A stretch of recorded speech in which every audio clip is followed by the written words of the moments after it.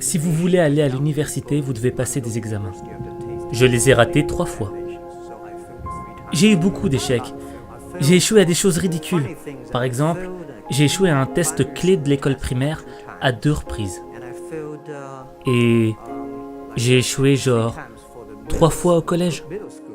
Et vous aurez du mal à y croire. Mais à Hangzhou, ma ville, il n'y avait qu'un seul collège. Et aucun autre collège nous aurait acceptés. On était trop mauvais. Je pense qu'on doit s'y habituer. On n'est pas si bon que ça. Encore aujourd'hui, il y a beaucoup de gens qui nous rejettent. Vous savez, pendant 3 ans j'ai essayé, mais j'ai échoué à l'université.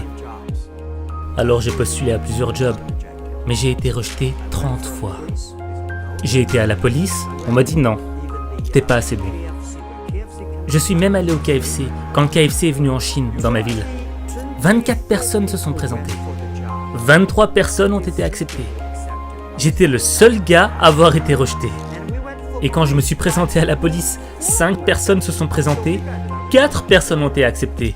J'étais encore le seul gars à avoir été rejeté. Oh, en passant, est-ce que je vous ai dit que j'ai postulé pour Harvard? J'ai été rejeté 10 fois.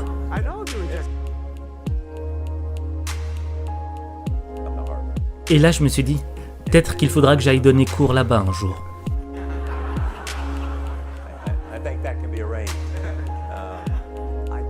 Je ne pense pas que dans ce monde, il y ait des gens qui ont été rejetés plus de 30 fois.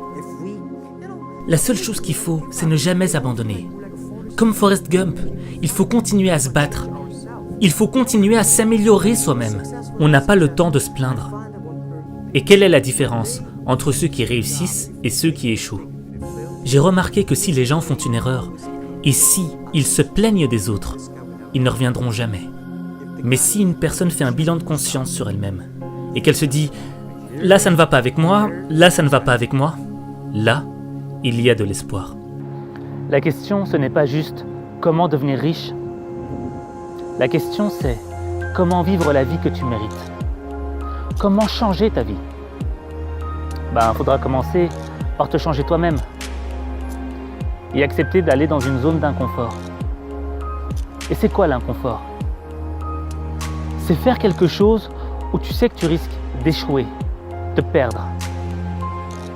Mais l'échec, ce n'est pas la fin de ton histoire. C'est le début de ton apprentissage. Alors, tu vas t'en prendre plein la gueule. Tu vas tomber, tu vas pleurer, tu vas douter. Mais tant que tu continueras d'avancer, tu auras toujours une chance d'y arriver. Alors avance, parce qu'il n'y a que toi qui peux avancer. Il n'y a que toi.